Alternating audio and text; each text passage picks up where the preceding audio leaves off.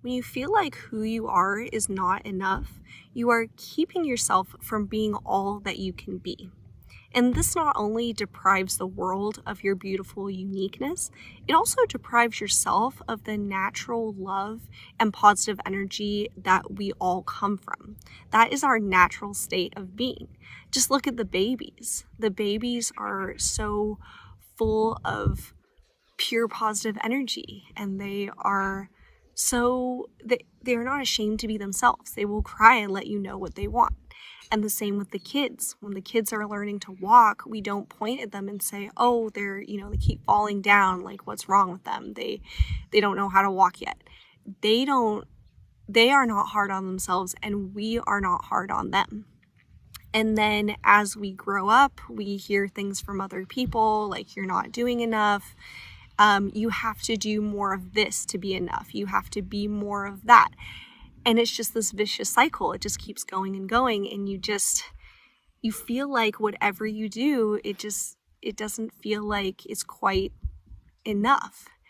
And obviously this is very harmful, because if we want to live a life full of love, we want to live a life that's meaningful, we got to be kind to ourselves, and we need to become aware of the thoughts that we're thinking about ourselves on a daily basis, because some of this stuff might feel so normal. It might feel normal to pick on yourself when you make mistakes. It might feel like it's a habit to put yourself down for just making a mistake, or you might do something really well, but it just doesn't ever feel like it's quite enough. And I'm sharing this because I had such a huge epiphany last night. I was driving home from a dance, and I had an amazing time. I always have such a great time at dance. That's my happy place. It just fills my cup. And so I had all these wonderful dances and just an exchange of energy with amazing people. And yet when I was driving home, I was feeling kind of low, and I was thinking, this is crazy, because I just had an amazing night and I'm feeling like it wasn't enough. I'm feeling like I could have had more fun. I could have had more interesting conversations. And it hit me that if I continue down this path, then whatever I do is not going to feel like enough.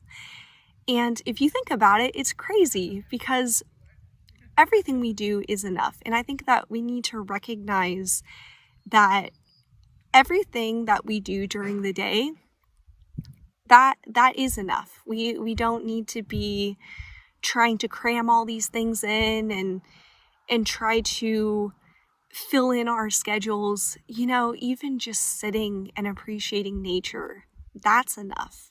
That's taking care of yourself. Taking a minute to just absorb everything and feel your own love, that's huge. And by the way, when we feel negative energy towards ourselves, it's because we're holding ourselves away from our natural state of being. Our inner being does not judge us, and it always holds me in this place of love. And so when I'm judging myself, I don't feel good, because that is not naturally who I am. And so what we want to do to come back to ourselves, come back to that good feeling place, is to, again, become more aware of these thoughts that you're thinking about yourself, and realize that oftentimes these beliefs that we have about ourselves came from something that happened in our childhood. There was probably a point where we were told that how we were was not going to cut it, that we needed to do more to be worthy of love. And for me, in school, I struggled with math especially. I was never really a big school person, but especially math was just really challenging for me, and I just didn't find it very interesting. And so when it came time to do my homework, it was a struggle, and I just did not find it interesting. So my teachers put a label on me, and they figured, since I wasn't understanding the concepts, that I must have a learning disability. And I never believed that. I never believed I had a learning disability, mostly because of my dad. He always told me to never take what other people say with a grain of salt, and don't ever let other people tell you who you are and what you're capable of. So thank goodness for my dad. I didn't believe that, but I did internalize that feeling of not being good enough, that I wasn't smart enough, that I wasn't able to do things that other people can do. And so since I internalized that kind of just stayed with me until recently. You know, I've become more aware of it and realized that I can change this, because the way that I am is enough. And, you know, we all have our areas of strength, and we all have areas that, you know, things, maybe they don't come so naturally to us, and that's okay. We don't have to be perfect at everything, nor should we try to be perfect at everything, because that's not possible. I mean, if you reach a state of perfection, then what else is there to life? We're here to learn, and we're here to have new experiences, and we're not here to reach this place where we have it all figured out and that we never get anything wrong. We're supposed to have mistakes, and I think that's something that more people should realize. That's something that I'm learning to embrace, that it is absolutely okay and natural to make mistakes. And you know, when we do make mistakes, you know, I mean, the point is to not continue to make those mistakes. So you want to write about it and think about what you learned and what are you going to do differently next time. I think that's all that matters. It just matters, how are you going to now change your behavior? It doesn't matter what you did before. It just matters, what are you doing now to change this? And how are you holding yourself in a place of love in the process?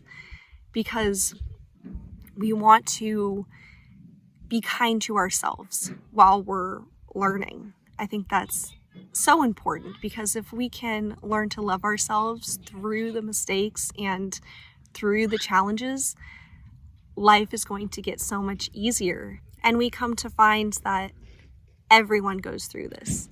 We are all on the same journey. We may have had different experiences, we may have come from different backgrounds, but we are all just trying to get back to that place of inner love and acceptance. Because when you accept yourself, you are more patient with others, and you are more loving and understanding, and you know that everyone just has different challenges that they're working through, and you know, we begin to have more grace for others. And again, it all comes back to ourselves. We cannot judge others without judging ourselves.